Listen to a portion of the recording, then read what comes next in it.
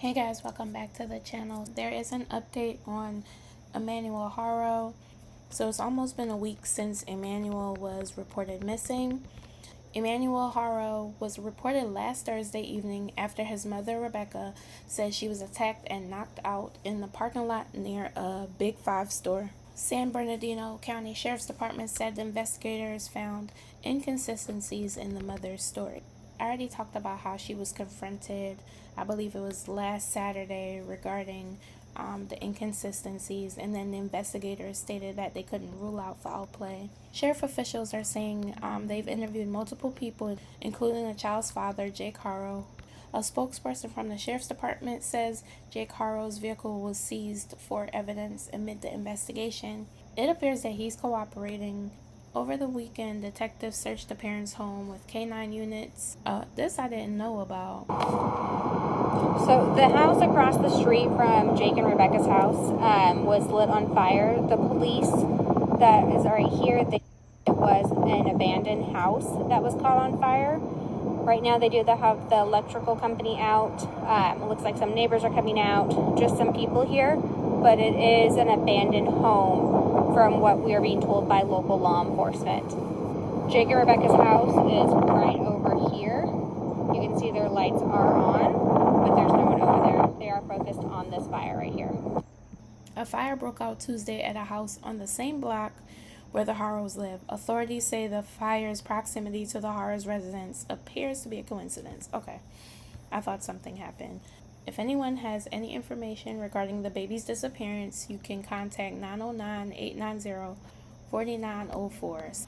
It looks like detectives are just trying to do their due diligence with the case by searching for potential evidence in the dad's vehicle. So this case has been gaining a lot of traction lately. A lot of people have been talking about it.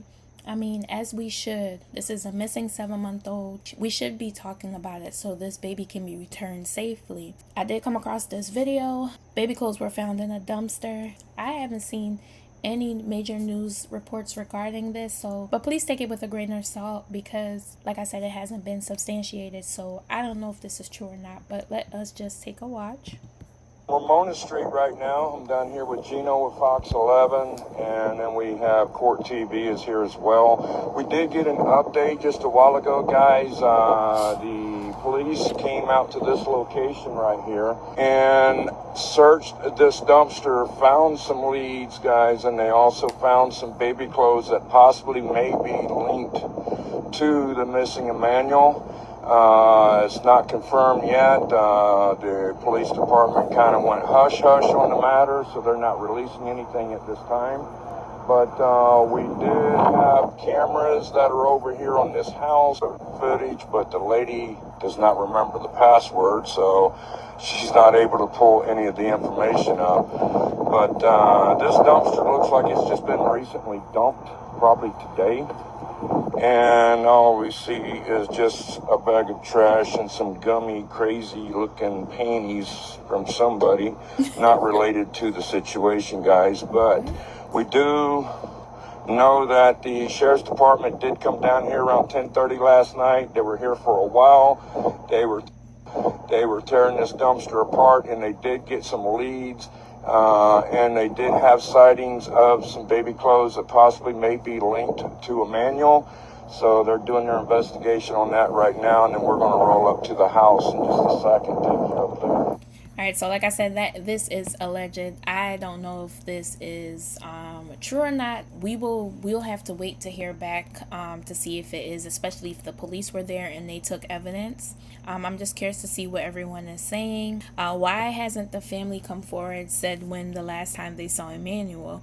I think they're covering for them. Anytime a missing child is reported, usually family, friends, even strangers will say the last time they saw the child. Yeah, I mean, the only person that's come forward and said anything was the grandmother. She was claiming that they're both innocent. I think the parents had a whole cover plan that included scoping cameras out, dumping clothing, etc. As people were saying, she was at Big Five prior to the night of the kidnapping and was asking about security cameras. Now, is this substantiated? Like, whose people? They keep saying people were saying. When was the last time anyone seen the baby boy? This is a good question. I'm curious to know, especially with that grandmother speaking out, when was the last time you saw the baby? He's been gone a week. Why would his clothes be there now? Oh, well, who knows? Have the FBI been involved in the case?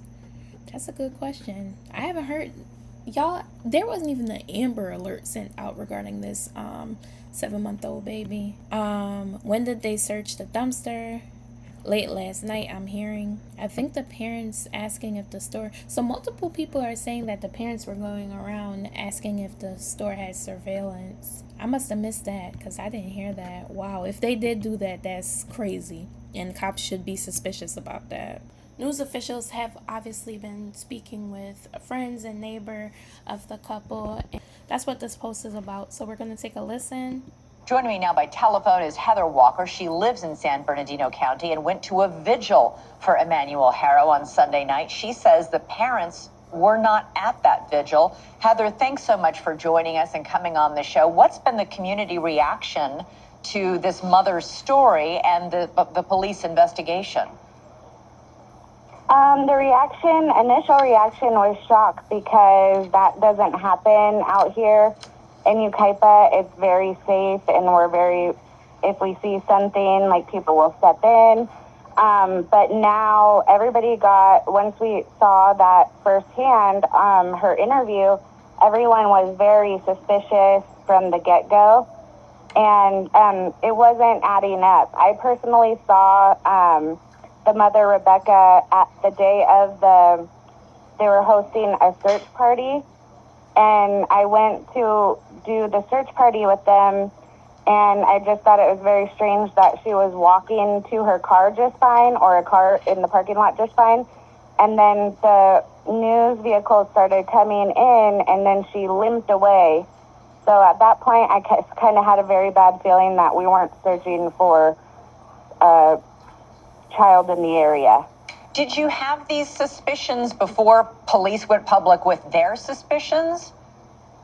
Yes, I had it from the get-go. Right when I saw her interview was a big red flag. Like I said, it just doesn't happen where someone walks up behind you out here, knocks you out, and takes a baby, and no witnesses, and it's a very busy street. Yeah, apparently, I know you've spoken to some people who were working at these stores at the time. Did anybody see Rebecca Haro, or more importantly, see the baby? From what they told me, nobody saw the baby. They saw her, but not the baby, because that's what we've heard about people who were at the football game that she had been at previously. She said she had left the football game to go buy her other son a mouth guard that he needed to play. That's why she was at the store, she said. But nobody at that football game saw the baby either. No. So tell me about the vigil and why it was so important for you to go. It was important for me to go to be his voice because he couldn't, and his parents obviously weren't. Since they didn't even attend that, which I thought was very strange, but a lot of our community showed up for the same reason, and that was, to pay our respects and support him, Emmanuel, and be his voice. Yeah, 7-month-old baby. It's really, really heart-wrenching. Yeah. Heather Walker, thank you so much for joining. I remember I saw clips of the vigil, and I didn't see the family in any of the clips, but I didn't just assume that they didn't show up, but they weren't even there. How is the community coming together to pay their respects for your child, and you don't even bother showing up? Maybe they were counseled by their lawyer, hey, just don't go. Oftentimes when you see any type of candlelight vigil, people are there, pray for that person. It's some family member there, some type of family member. So to see community involvement but no involvement from the parents, that's odd.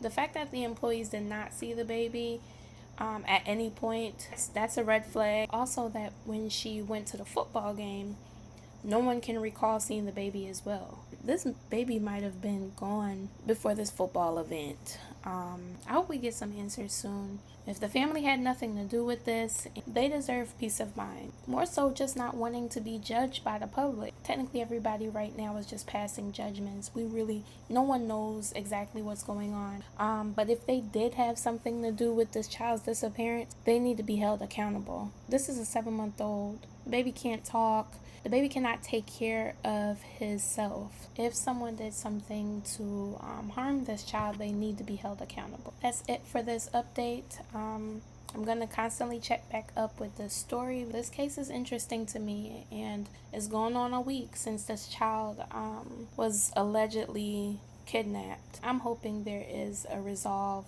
sooner rather than later. Thank you guys for watching, and I'll see you in the next video.